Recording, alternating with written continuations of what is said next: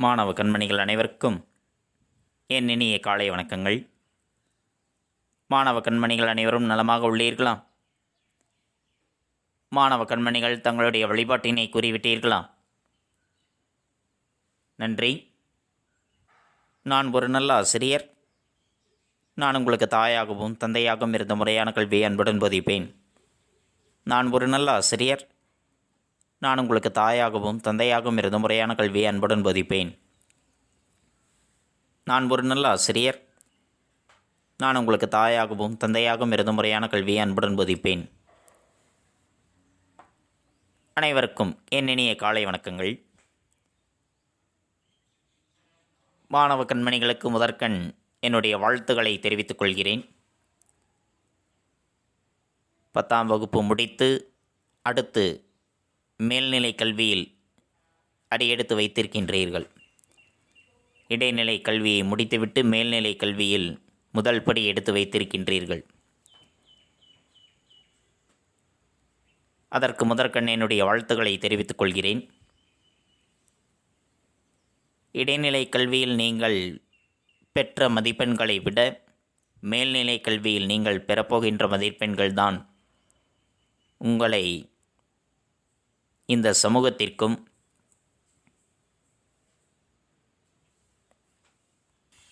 உங்கள் பெற்றோருக்கும் உங்களை சார்ந்திருந்தவர்களுக்கும் நீங்கள் யார் என்பதை எடுத்துக்காட்டுபவையாக அமையும். ஆக உயர் மதிப்பெண்கள் பெற வேண்டும் என்பதற்கு முதற்கண் என்னுடைய வாழ்த்துக்களை தெரிவித்துக் கொள்கிறேன். மாணவ கண்மணிகளை தங்களுடைய பாடப்புத்தகத்தினை படித்து பார்த்தீர்களா? நம்முடைய பாடப்புத்தகத்தில் மொத்தம் 8 இயல்களானது இடம்பெற்றிருக்கின்றன.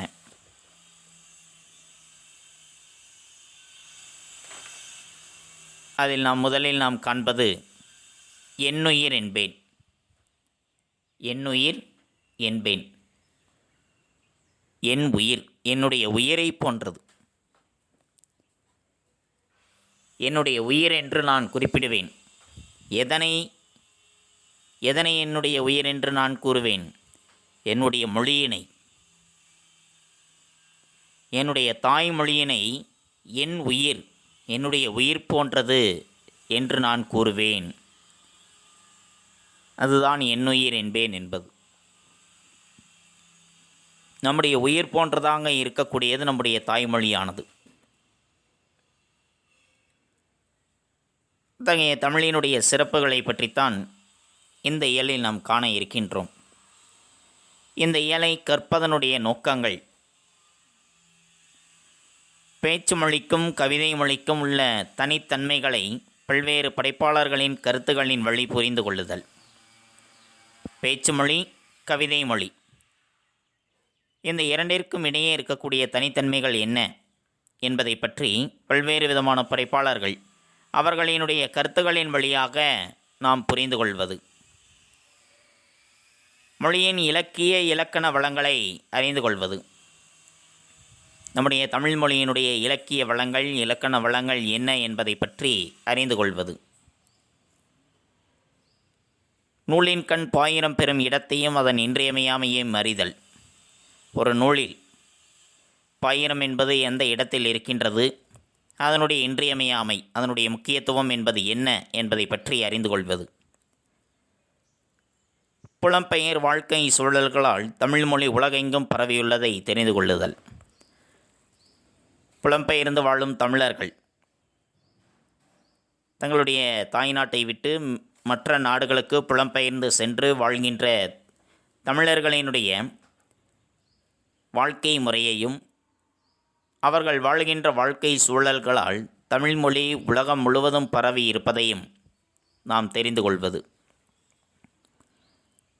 அடுத்த இலக்கணம். மொழி முதல் மொழி இறுதி எழுத்துகள் எவை என்பதை அறிந்து பிறமொழி கலப்பின்றி பேசவும் எழுதவும் அறிந்து கொள்வது.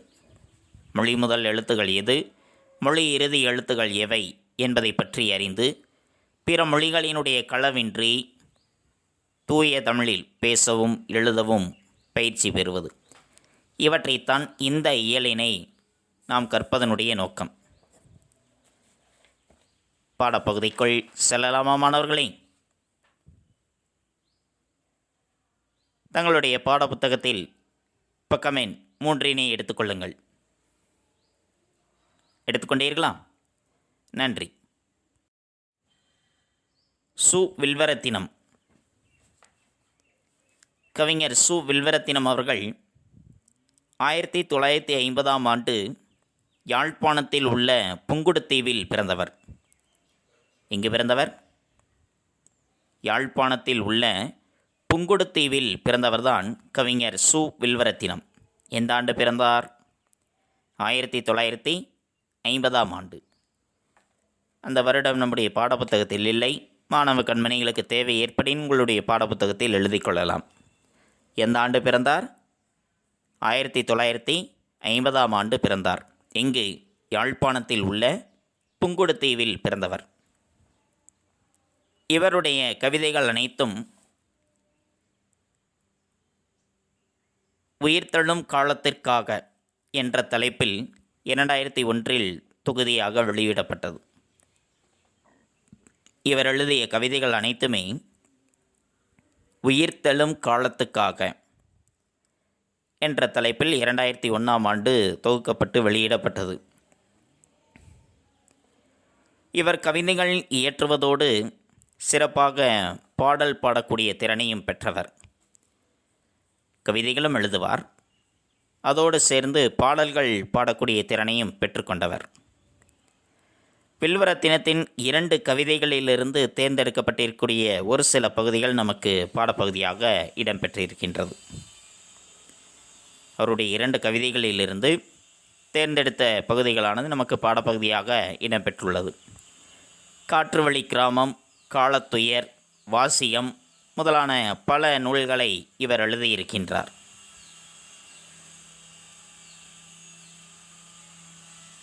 ஈழத் தமிழர்களுக்காக, ஈழத்தில் வாழுகின்ற தமிழர்களுக்காக தன்னுடைய கவிதை வாயிலாகவும் நூல்கள் வாயிலாகவும் அவர்களினுடைய துயரங்களை, அவர்கள் படுகின்ற இன்னல்களை வெளி உலகிற்கு கொண்டு வந்தவர். சு. வில்வரத்தினம் அவர்கள் 9/12/2006ஆம் ஆண்டு கொழும்புவில் இயற்கை எய்தினார். எந்த ஆண்டு மரணமடைந்தார்? 9/12/2006ஆம் ஆண்டு. இது அவரை பற்றிய குறிப்புகளானது. கவிஞர் சு. வில்வரத்தினம் எங்கு பிறந்தார்? யாழ்ப்பாணத்தில் உள்ள புங்குடுதீவில் பிறந்தார். அவருடைய கவிதைகள் எந்த தலைப்பில் தொகுக்கப்பட்டன? உயிர்த்தெழும் காலத்துக்காக. எந்த ஆண்டு வெளியிடப்பட்டது? 2001ஆம் ஆண்டு. இவர் எழுதிய உரைநடை நூல்கள் காற்றுவழி கிராமம், காலத்துயர், வாசியம் என்பது. எந்த ஆண்டு மறைந்தார்? 9/12/2006ஆம் ஆண்டு இயற்கை எய்தினார். நன்றி.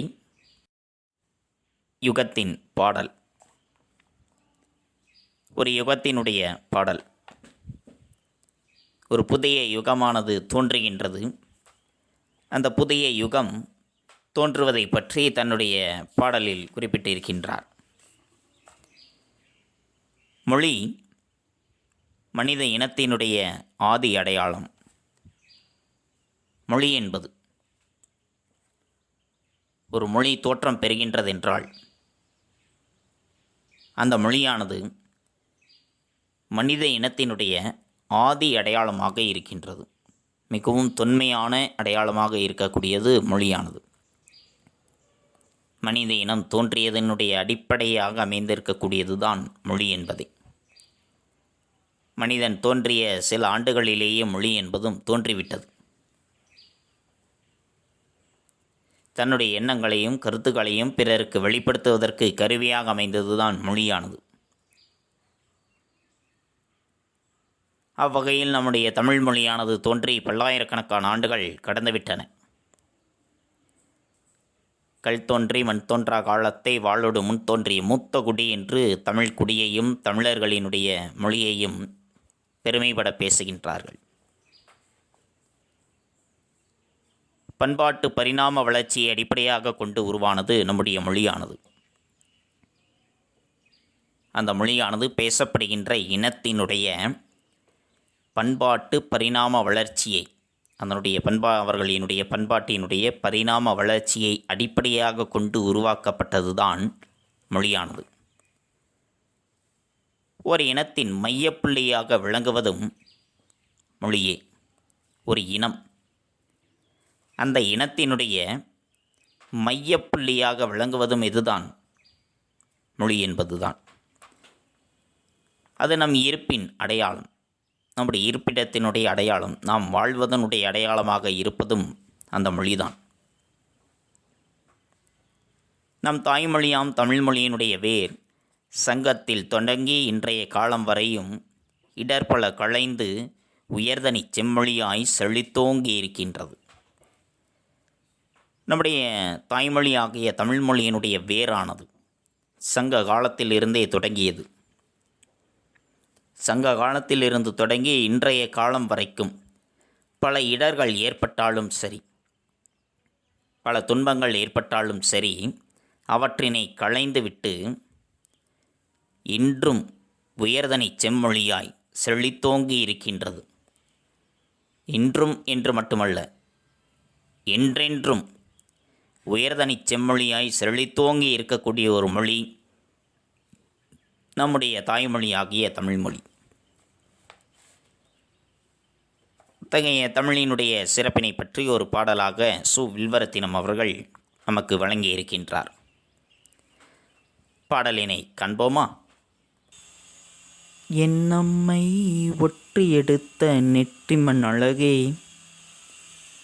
என்னம்மை ஒற்றி எடுத்த நெற்றிமண் அழகே, வழி வழி நினதடி தொழுதவர் உழுதவர் விதைத்தவர் வியத்தவர்க்கெல்லாம் நிறைமணி தந்தவளே, வழி வழி நினதடி தொழுதவர் உழுதவர் வியத்தவர் வியத்தவர்க்கெல்லாம் நிறைமணி தந்தவளே, உனக்கு பல்லாண்டு வல்லாண்டு பல்லாயிரத்தாண்டு பாடத்தான் வேண்டும், உனக்கு பல்லாண்டு பல்லாண்டு பல்லாயிரத்தாண்டு பாடத்தான் வேண்டும், என்னம்மை ஒற்றி எடுத்த நெற்றிமண் அழகே, வழி வழி நினதடி தொழுதவர் உழுதவர் விதைத்தவர் வியத்தவர்க்கெல்லாம் நிறைமணி தந்தவளே, உனக்கு பல்லாண்டு வல்லாண்டு பல்லாயிரத்தாண்டு பாடத்தான் வேண்டும். புரிந்ததா மாணவர்களே? நன்றி. என் அம்மை ஒற்றி எடுத்த நெற்றிமண் அழகே. என் அம்மை, எனது தாய், என்னுடைய தாய்மொழி, என்னுடைய தமிழ்த்தாய், என்னுடைய தமிழ்த்தாயினுடைய ஒற்றி எடுத்த நெற்றிமண் அழகை,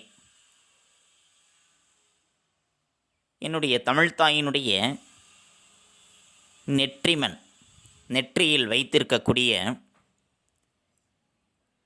மண், திருநீர். என்னுடைய தமிழ்த்தாய் தன்னுடைய நெற்றியில் வைத்திருக்கக்கூடிய அந்த திருநீர் அழகானது. என்னுடைய தமிழ்த்தாய் தன்னுடைய நெற்றியில் ஒற்றி வைத்திருக்கக்கூடிய, எடுத்து வைத்திருக்கக்கூடிய அந்த நெற்றிமண் திருநீரானது அழகாக இருக்கின்றது. திருநீர் என்று சொல்வது தமிழினுடைய சிறப்புகளை பற்றி சொல்கின்றார்.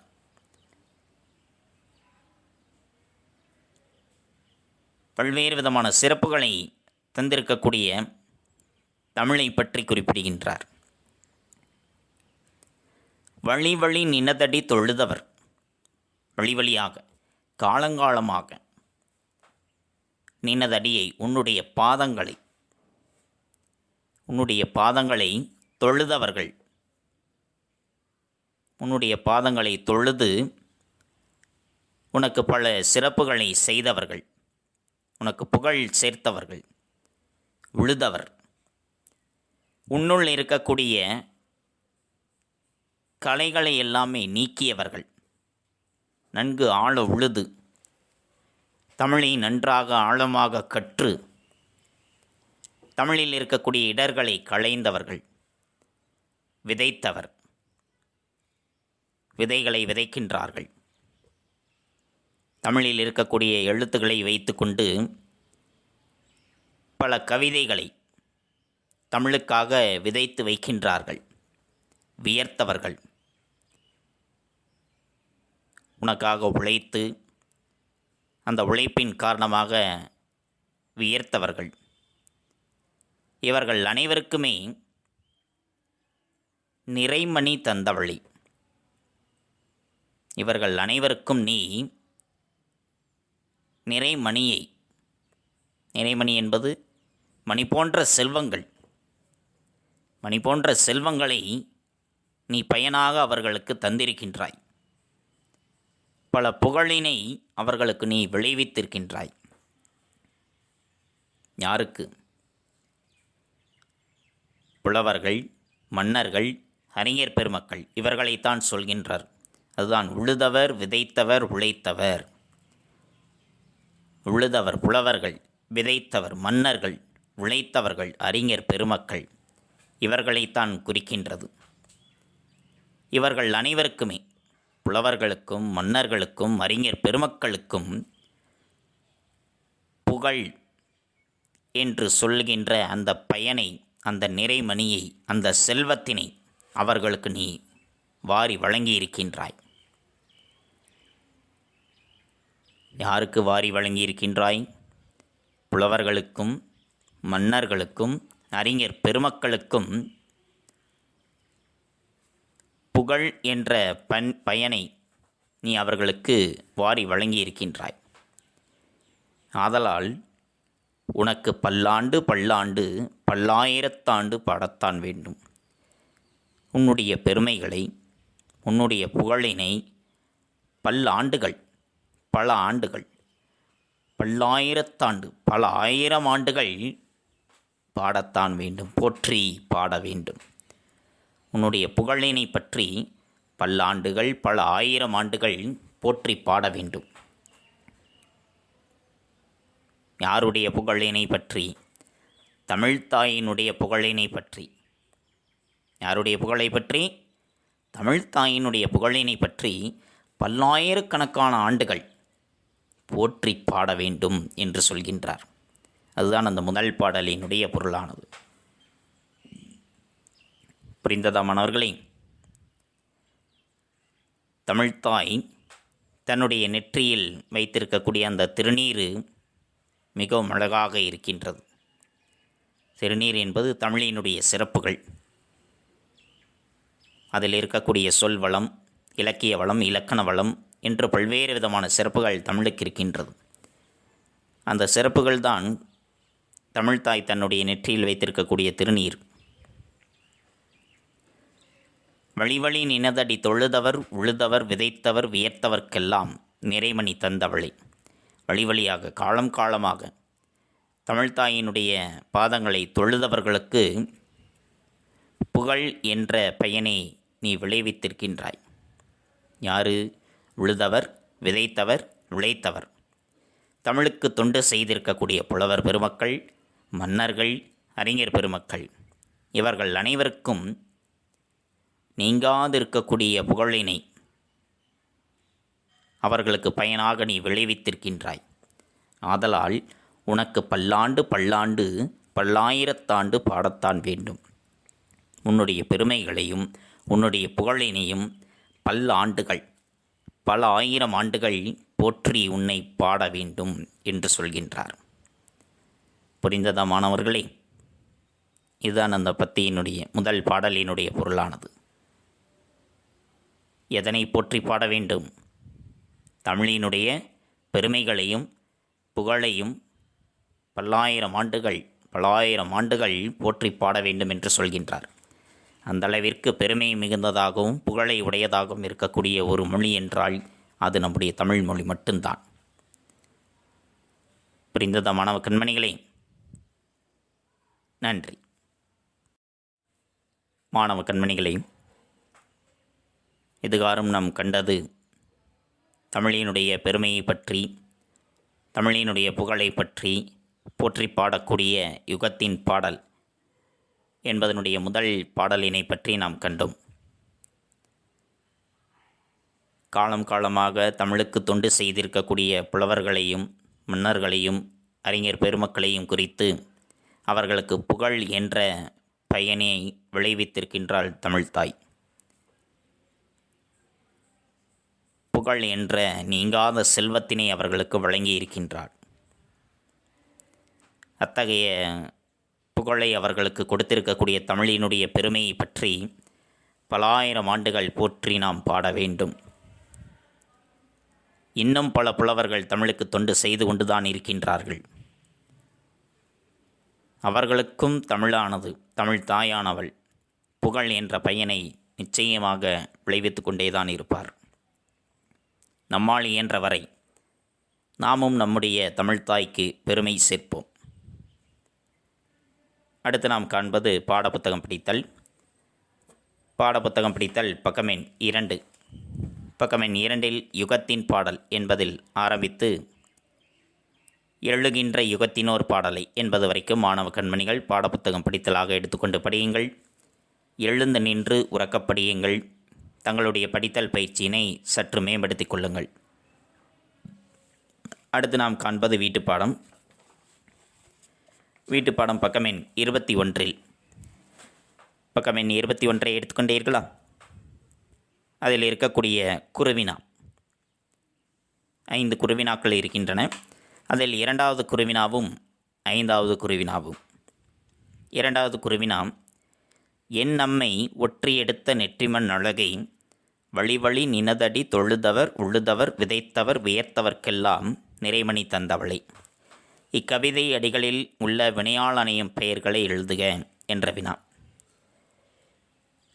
இதற்குரிய விடை அந்த வினாவிலேயே இருக்கின்றது. இதில் இருக்கக்கூடிய வினையால் அணையும் பெயர்கள் என்பது எவை என்பதை நான் சொல்கின்றேன், அதனை குறித்து கொள்ளுங்கள். வினையால் அணையும் பெயர் தொழுதவர், உழுதவர், விதைத்தவர், வியர்த்தவர். இவைதான் வினையால் அணையும் பெயர்கள். குறித்து கொண்டீர்களா? தொழுதவர், உழுதவர், விதைத்தவர், வியர்த்தவர்.